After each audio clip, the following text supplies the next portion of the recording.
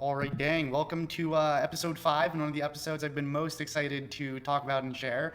And so, if for those of you that were following my annual goals, one of the big things I was most excited for this year was I committed to doing an ayahuasca retreat in 2023. And I just got back after about a week in Costa Rica, and this video is to share with you all my thoughts. And so, especially after this experience, it feels even more important to me to share my experience, my opinions on this. What I felt and tried to be is a very objective, almost scientific observer for this. And I think it's so important because a lot of the people that I share this experience with, that little family I got to have this moment, a lot of them, due to their professions, they're not able to openly share their experience and give their feedback like I am. I'm very fortunate where I don't fear repercussions from jobs or society or anything else like many of them are faced with due to their profession. So as a result, I like to think I'm speaking for a lot of us when I share this. So I really tried to go into this experience as a scientist. I really wanted to be open-minded to any type of answer. I didn't want to let any of the biases of online content fool me, or prior friends that might have done this fool me or sway me too much. And so I did my homework to know what I was getting into to make sure this was a prudent decision, but I didn't overly obsess with reading everything there is to read. So I really went into this pretty blind. I did take precautions, such as discussing this with my psychologist, Jonathan Katz, and so he was actually really approving and encouraging of this experience. He would never partake in this stuff and has no personal interest whatsoever, but I think him being objective as well, he's aware of the data behind psychedelics, MDMA, ayahuasca, and so he thought for some of the interests I had and my own curiosities and problems I struggled with, he thought that this was a very reasonable thing to partake in. He thought I was mentally on very firm footing and in a very good position to participate in this experience. So I guess, like many people over the years, I had been hearing different stories from friends. Some people I know have done this many, many, many times. They swear by it. They rant and rave about it.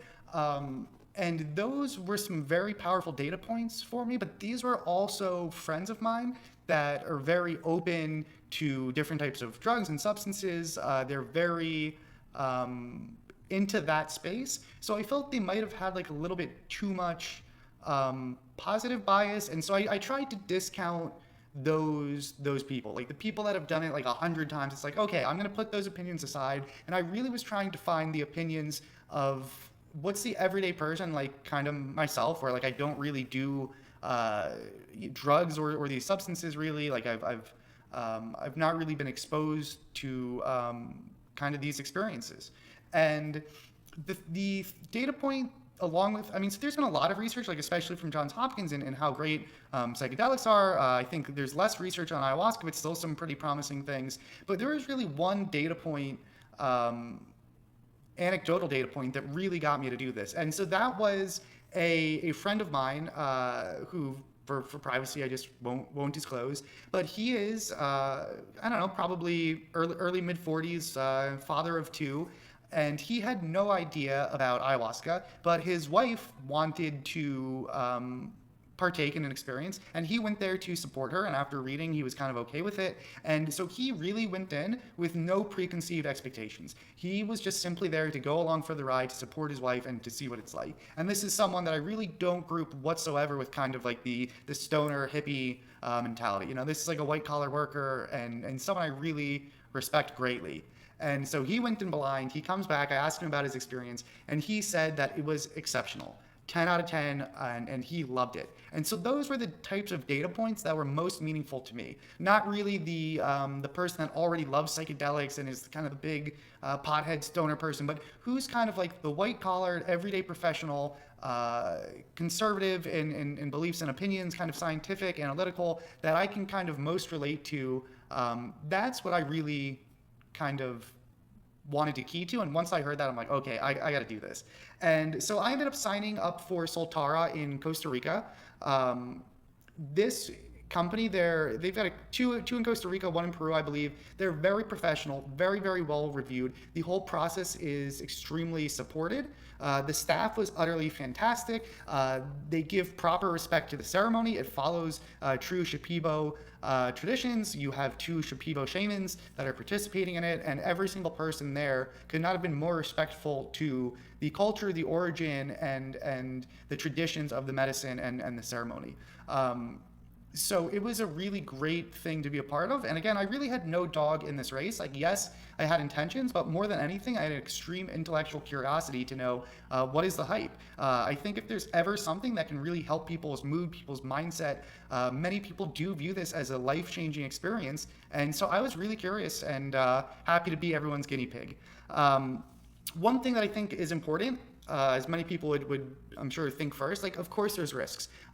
If you are mentally unstable with history of schizophrenia or bipolar, or even a family history, there is data that this could be the kind of triggering event for some people. So I did not take this lightly. I don't take really any drugs lightly. I think most people view these substances as recreation when they really shouldn't. So I really knew what I was going into. I took this seriously. And so people might wonder, like, why would you ever risk psychosis or some of the things, even if it's exceptionally rare, even if it's, say, it's a 0.01% or a 0.001%, why would you take that? And I guess my point and my argument would be that there is also a risk to an action. If this thing has benefit and is going to help your mindset, help your relationships, help your purpose in life, if you delay for infinite data and infinite research and an infinite guarantee of safety, your time is ticking by and you're losing that benefit. And that's actually going to come up when I tell you a little bit more about my experience. So what did I want to get out of it? Without going into too much detail to spare people a lot of the drama and give myself some privacy, I wanted a better understanding of my childhood and my upbringing. I think I wanted a better sympathy and ideally a better relationship with my mom. My dad has passed away some time ago already, so I think in a better understanding of that.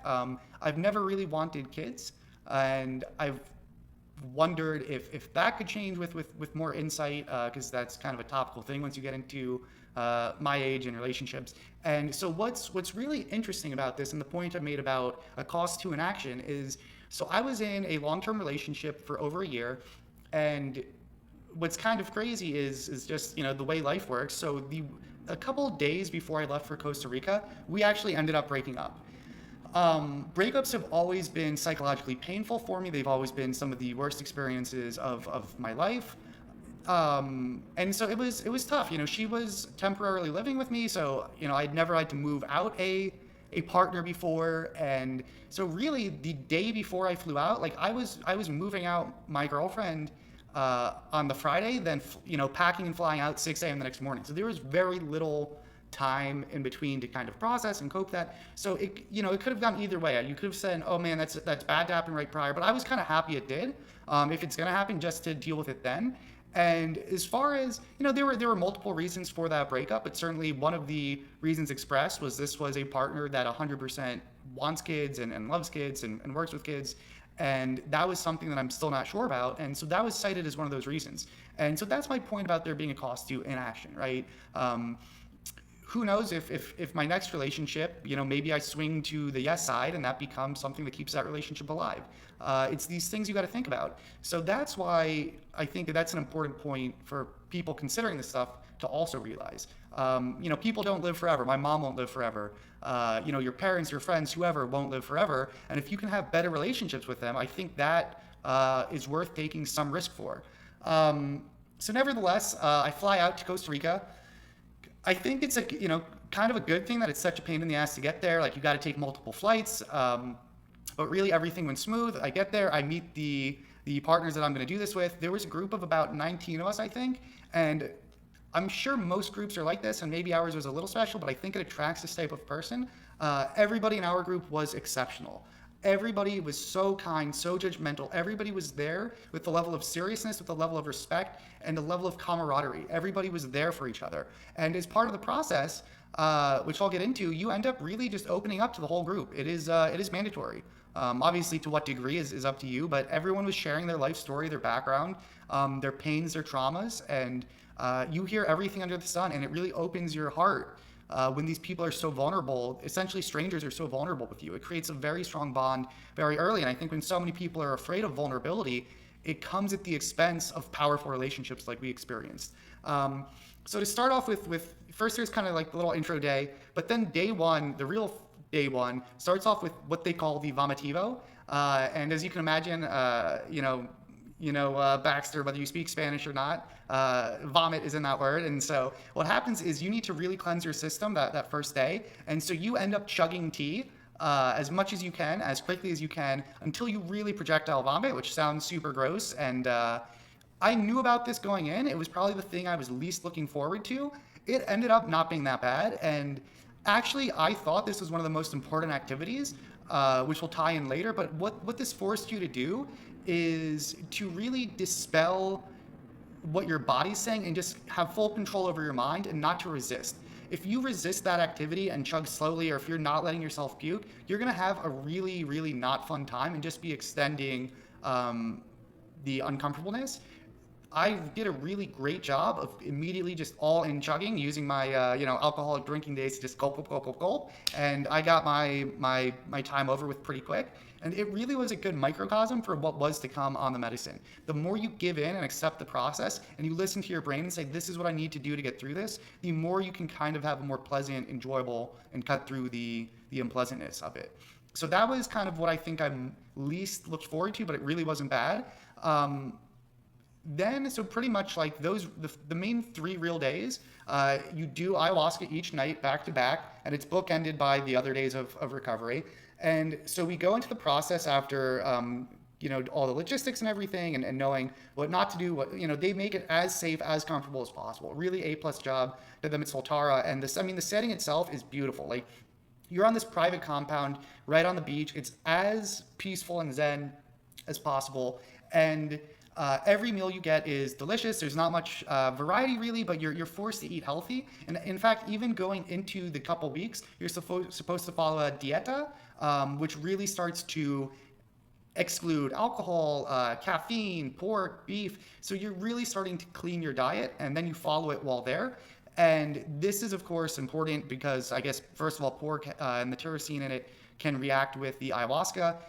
You're not on any medicine, so they really want your body as clean and as natural state as possible. And I think what's so beneficial of that is everybody's already going into this having made a commitment. Everybody's having sacrificed, and everybody's going in with a clean state. And of course, then the puking is just to clean your body to hopefully, prevent some of that later. And so come 6:30, there's this massive, beautiful ceremonial hut called the Maloka, and that was where the ceremonies would be held. It would start off with an hour of yoga, should you choose to participate. Then come 7:30, the ceremony would start. We had 2 wonderful shaman with us from the Shipibo tribe. They were just really kind souls, really incredible. And what would happen is you would circle up, and all the lights would turn off, and it would get really, really dark, like as dark as you've ever seen, because the only light essentially would be the stars, but you're in an enclosed hut. And so you could barely see the face in front of you. There'd be a couple lights in there just for necessity. And one by one, you would go up and take your dose of the medicine. And on the first night, everybody started with 1 dose with the option to redose. And so for me, you really went in with very strict intentions. You knew, as I say, it's great to have intentions, but no expectations. Whatever happens. Don't overthink it. You can't will and control the experience, but you can intend to address things if you can, but no worries if you don't. And so I had my intentions, as I discussed at the beginning. And so I had my dose, and there is a long waiting period, but after like an hour or so, these shamans then start to sing their Icaros. What that is it's just a traditional kind of powerful healing prayer song, and so they're going one by one around the circle, singing to each of you in Icaros. So eventually my medicine started to hit, and it hit me pretty hard. So I started to have hallucinations, and you're lying down essentially in your own bed. And so one thing I was afraid of is everybody talks about the puking, people mention the diarrhea. I think because of the clean diet and the vomitivo, most people did not really have any problems. I certainly didn't. I would say of the group of 19, maybe a couple people puked each night, but it really wasn't too bad. But as it's funny because as you're waiting for the medicine to hit in total darkness, you hear people start to interact with the drug, and it's like, oh boy, it kind of reminded me of say like pledship, where it's coming and it's not going to be necessarily a fun time, but bring it on anyways. And so very quickly mine started to hit me. I got these really cool visuals and hallucinations.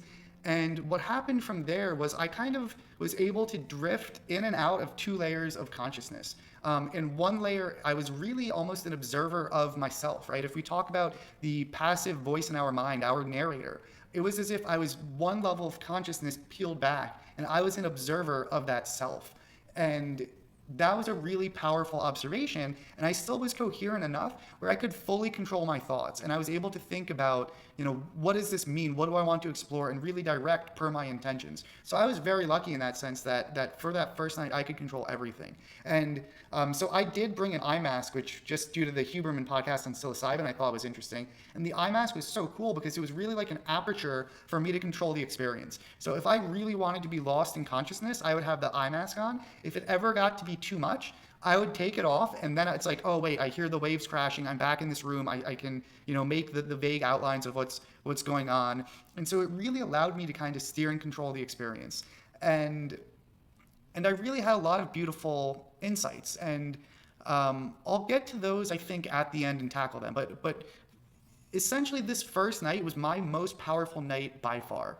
And it was very beautiful. It was very incredible. I made sure so this ceremony ends up going till probably 1, 2 a.m. Also, there's no AC, no fans in that hut. And so you are hot. I was drenched in sweat the whole time. It was definitely uncomfortable. Some people are smoking mapacho, the kind of traditional tobacco. I did try it just because when in Rome, I wanted to, but I did not really enjoy it so much. But it's still, I think, important to do these things as part of the ceremony, and I'll get more into that as well, because I think really a lot of this is what you make of it and what your mind wants to make of it. Which again, I'll wait till the end. And so I had one of the more powerful experiences on my first night, and we all the next day shared our experiences. This was so powerful to hear who got the answers they were looking for. I was one of those people where I was like, yep, I get it. I got my answers. That was great. A lot of people did not, and this was disappointing and frustrating for them. But ultimately, you don't get to control, right? No expectations. You're just going in for the ride. Whatever happens, you need to take whatever the drug and the medicine is giving you. And so we'd kind of do the group shares each day. You kind of, loaf around, eat clean, catch up on sleep because, you're so sleep deprived after those nights. And then the second night, because I had such a good experience, I ended up staying with the same dose.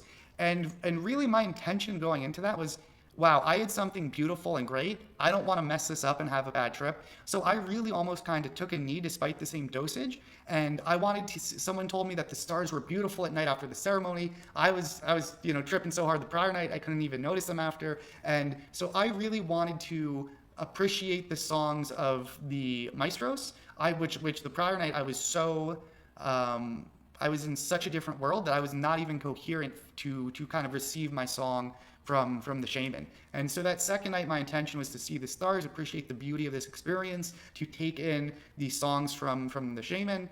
And crazily enough, despite having the same dose as the first night, I felt nearly nothing, which still blows my mind. And many people argued, but Lance, isn't that kind of what your intention was? And 100%, but it still blows my mind that you take this dose of this drug that sent me into the ethers the other night, then that same dose had really no major discernible effect. So that was really interesting to me.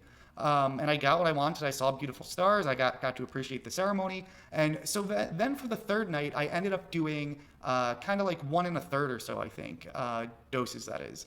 And I ended up getting an experience in between. And so if I really regret anything, I think I was a little bit too cautious after having such a great experience on the first night.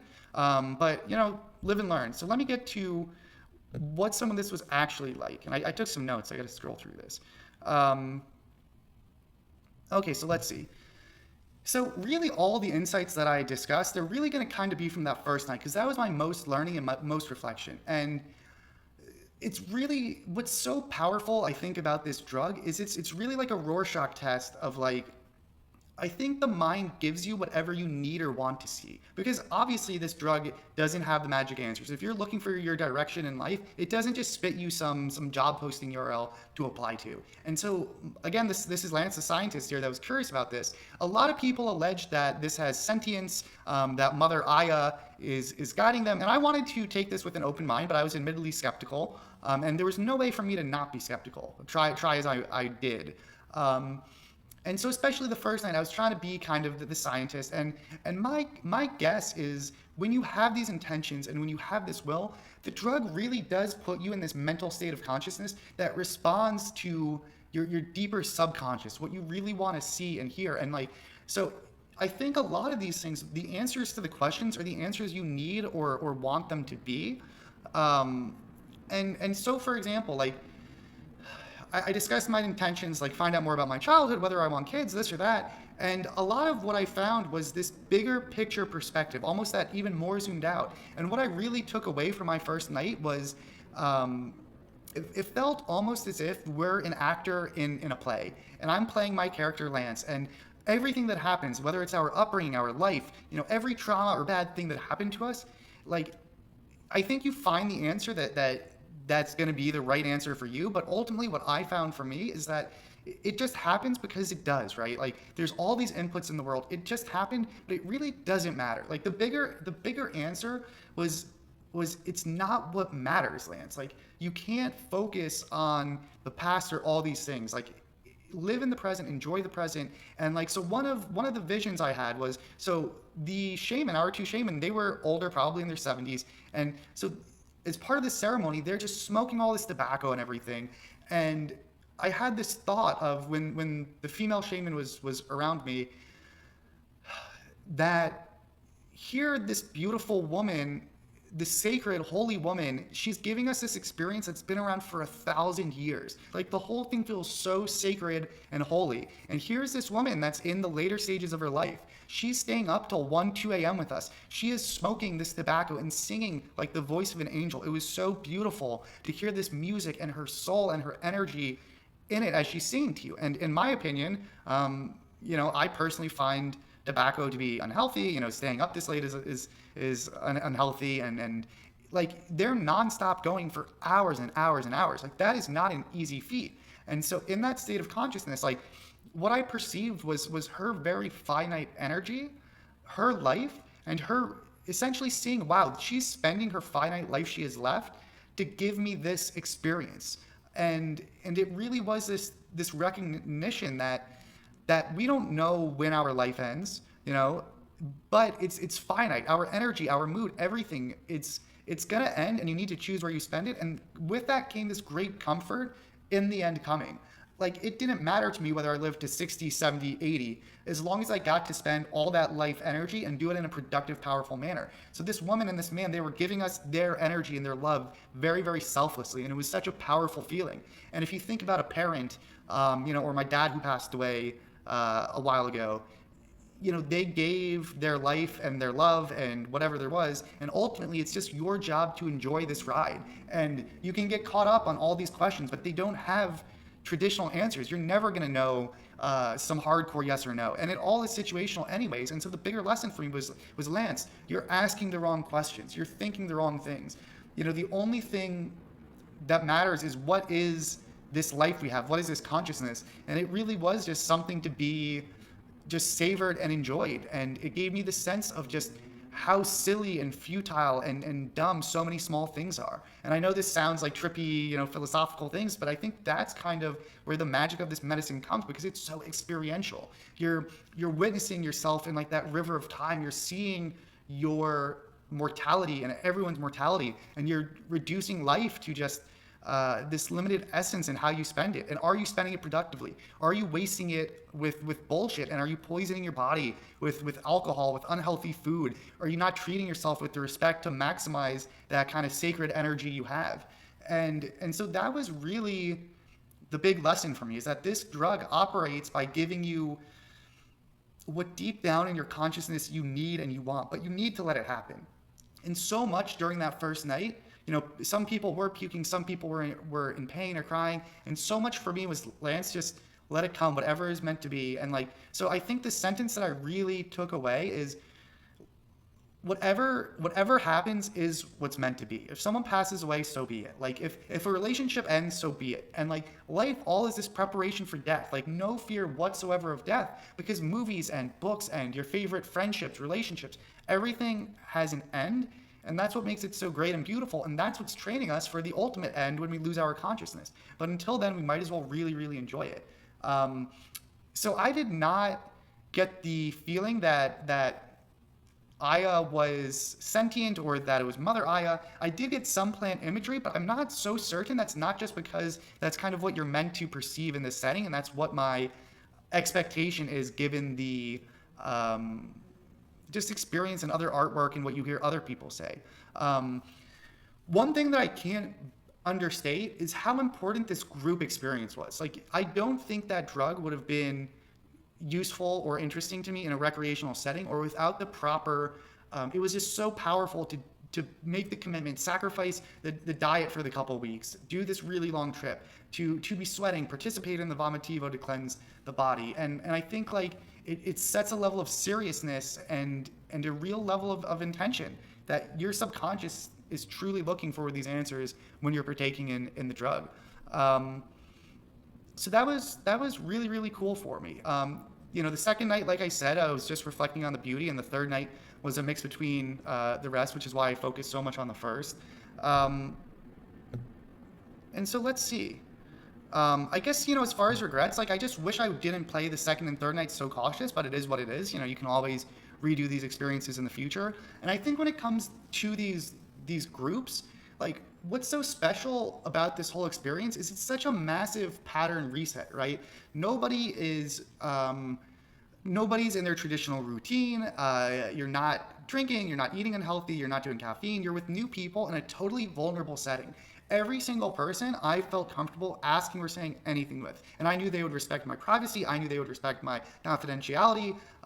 Everybody was just so respectful. And what's also interesting to me is just, I think I forgot to mention this, it was amazing to me how many medical professionals that were part of the group. Like, it's so silly how illegal this is and the lengths you need to go to do it, when there were a lot of respectable white collar professionals, people from all walks of life, all ages. And when you talk about the damage stuff like alcohol does, like, man, there were people that are, again, these people very much care about their health, their well-being. And it's funny that we all kind of did this trip to take this illegal substance.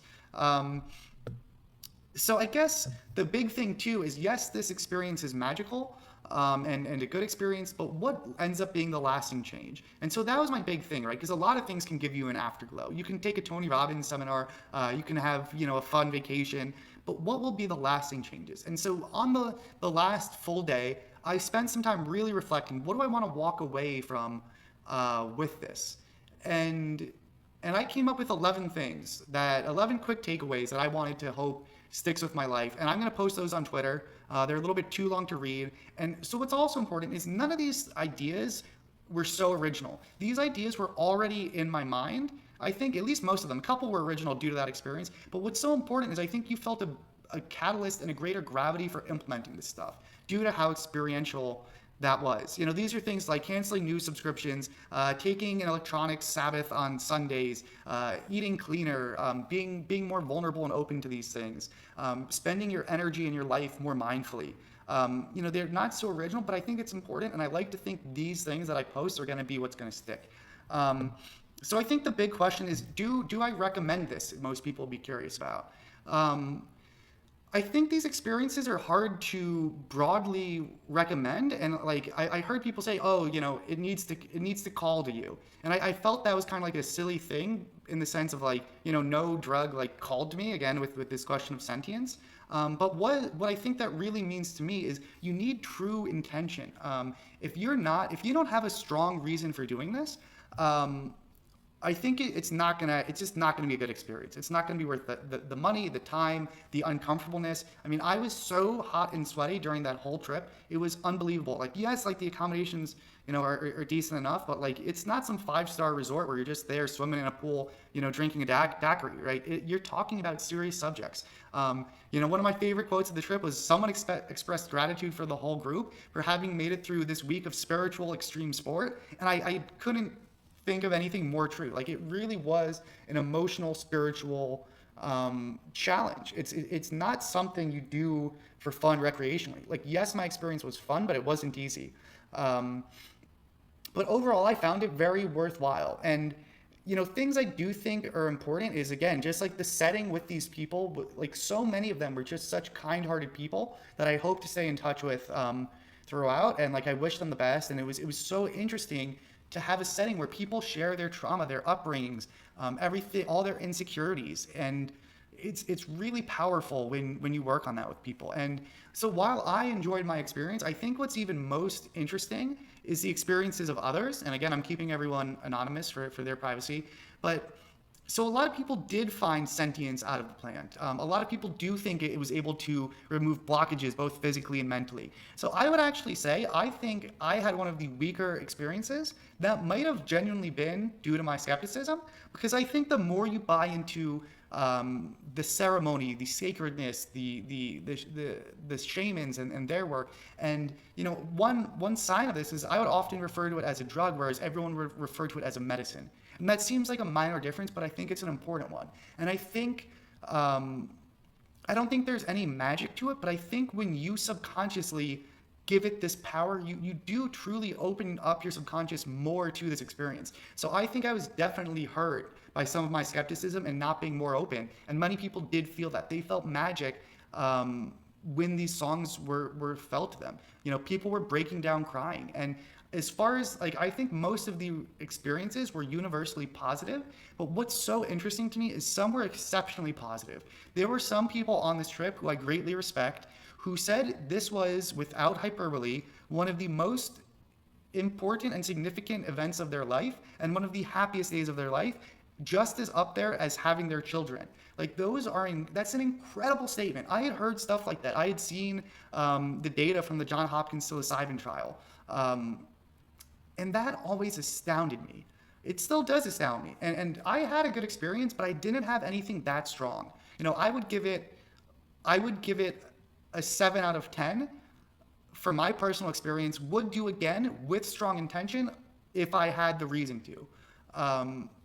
But for some of these people, and I think what made it so different for some people is the position they were coming into this from. I think I do a lot of I've really explored some of these topics already on my own that I wanted. And so I think if you've been in a situation feeling a little trapped and you haven't really had the opportunity to really work on these things and really dive into these, I think it gets you in this experiential state and this very healthy, right? It talks about neuroplasticity and how you reprogram kind of that critical development period, much like when you were a kid. And I think what's happening is you're reprogramming yourself in this environment of loving acceptance from the group and from the medicine. And so for some of these people, it really was just incredible hearing the impact it had. And that alone makes me want to do this more in the future and so optimistic for pushing this through, because, man, like, nobody really had a bad experience. And like, if you took the data, which I don't have, nor would I share,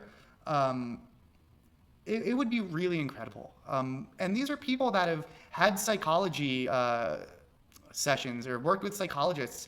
They've been working on these issues. And for a lot of them, they're like, look, I've done that stuff.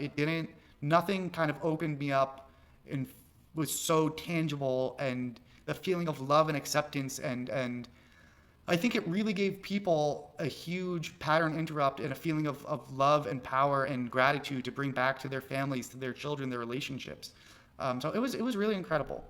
And it really left a big impression. So one thing I want to do is I want to set a calendar alert to do a 1-year follow-up from this, to share what were the lasting effects. Did I end up going again or plan to go again? And I think that's also going to be important. So the other thing I want to do too is, because I believe in this stuff, certainly in comparatively versus alcohol and all sorts of other drugs, when you talk about real benefit, again, not that there aren't risks, but this can, so much of life and the struggles in life end up being this cycle of trauma, and what it can do for drug addiction, alcohol addiction, what I've seen it do for some of these family members, these spouses, these friends.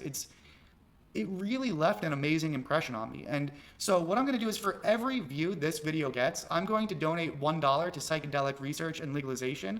So retweet this, share this, pass it on to friends, because I think it's important to get these messages out there. And it makes me proud and happy that I'm able to speak and tell that story for all those that can't. So any questions, definitely comment, reach out on Twitter, because this stuff is, I think, here to stay. And the faster we get it moving, again, safely, prudently, responsibly, I think it really is going to do a lot of benefit, and especially in conjunction with psychology and psychotherapy, in the integration after. To be clear, I plan on dissecting my experience with my psychologist, who's extremely exceptional and skilled. And I think once the data is less worried about confounding variables, the real impact is going to be the combination of these psychedelics with psychotherapy, for the integration and the analysis, and it could really change the world, and it just needs to be so much more accessible. So let's see what happens. Thanks for following my crazy ride, and as they would say, what a trip.